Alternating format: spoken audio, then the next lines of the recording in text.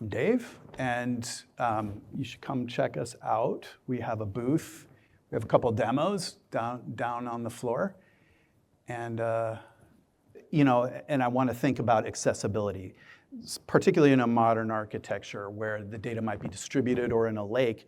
How am I going to be able to connect to that data in a consistent way, accurate way? And then relevance. Not all data is equal. What are my critical data elements? What is my source of record of those critical data elements? Very important.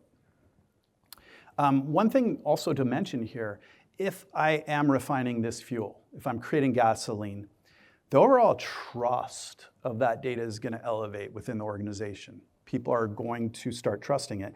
And that's a problem, right? Particularly in a lot of companies where that data is distributed. It might be siloed in mainframes, and people don't know which data is right, or if you're using the right data for those AI use cases. As you cleanse it, it elevates that trust of data. So data and AI architecture, right? Can it scale?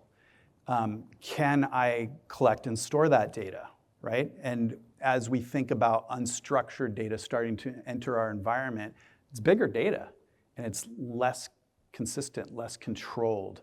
So is my architecture ready to handle that?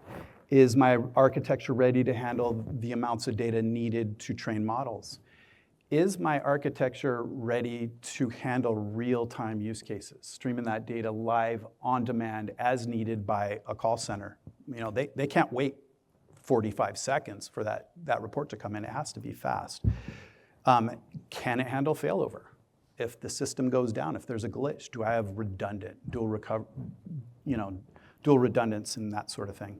So architecture becomes a really important thing.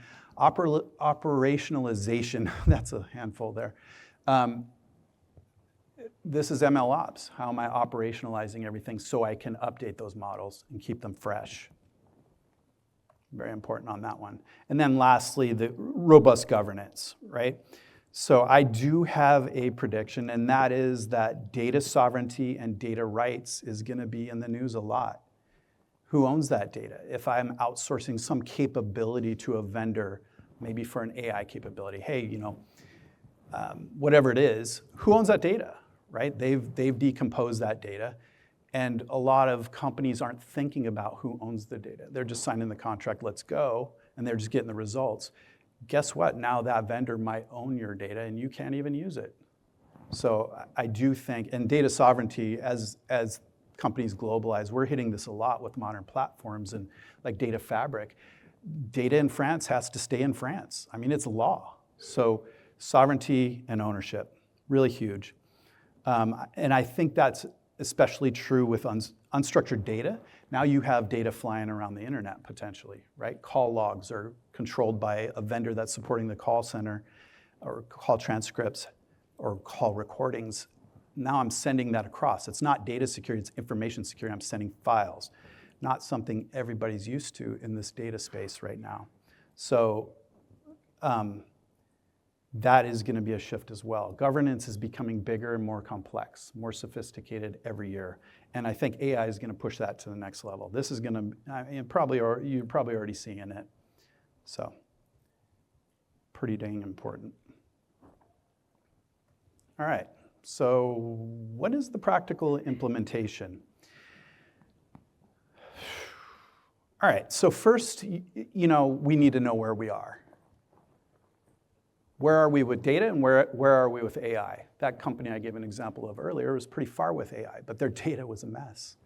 And even with AI, they were a mess because they weren't coherent. There wasn't connective tissue. So this is kind of like a maturity scale, and you want to think about it across all the dimensions of data. Some of the areas you might not think about, like operating model, but also governance and architecture and engineering and analytics, et cetera. And then each of those is broken into their subsections. An important thing here, though, is understanding where you are, like a real honest, sober look internally at where you are on data and AI, but also benchmarked against a company's competitors, right? I don't need to be a 10 out of 10. That might be spending a lot of money on something you don't need to do, unless perhaps you're a disruptor and that's your model, your growth model. But maybe I need to be a 7 out of 10, right? Because my next best competitor is a 6. So really a sober look at where you are. Assess. Then a strategy, and this is a data and AI strategy. I can't do it in a silo. And this is really the roadmap of where I am, where I need to be, what's my benchmark, and how do I get there? What's my step over step, day over day journey towards that? So that's a roadmap, right? And always tied to business value. Something a lot of people forget, especially in the AI space and tech space, is what's the next shiny object? That's fun. CTO goes chasing it. If that CTO is not connected to that business VP, then likely chances are they're not going to see the top line, bottom line impact, and the program gets canceled. Not a good outcome. So once you have this roadmap, this incremental month over month roadmap, you start building the foundation, right? Putting some of these pieces in place. And when you build the foundation, it isn't myopic. I don't just build the foundation. I can also run experiments. I can do things in parallel. In fact, it's encouraged because as you test experiments, as long as you have a roadmap and you know where you're going, you can run experiments and have it in a safe, contained sandbox, so you're not leaking, you're not creating problems. But I can do those two things together, but I do have that foundation build that's going on. That's where companies like Databricks comes in, right? Tightening things up, shoring things up, creating standards, getting a good understanding of metadata, where your data is, and so forth. And then the last two, I think, are pretty obvious, but pilot and scale, right? I don't want to boil the ocean. I don't want to go too huge. I want to test things out. And in that pilot mode, this is where I can start thinking about AI for data. Lower risk types of use cases. Let's test those out, expand the domain scope, and then apply those same learnings and that same technology to other things, maybe business-facing use cases. So kind of a sensible journey, if you will. So a success story. Major financial firm, they had a mess, siloed data. They had, their maturity was very low. Their quality of data was low, it was siloed, they couldn't integrate it across it. So they decided to come in and do basically a data strategy in parallel with an executive dashboard, which forced gluing these data assets together. And by doing so, learning about the data, understanding how it connects and what the quality is. And by putting the executive on the front, it had to be right. So it is a smaller scope, but it had to be right. Wildly successful. They were able to make executive decisions that they hadn't in the past, and that prompted a kind of a multi-year data journey. This company was pretty far behind, so it took a while. And on that journey, they built out solid infrastructure, they built out performant, reliable standards, and they also understood the interoperability. They brought in the key domains that they needed to run the business. And ultimately, were able to parlay that success into an AI journey.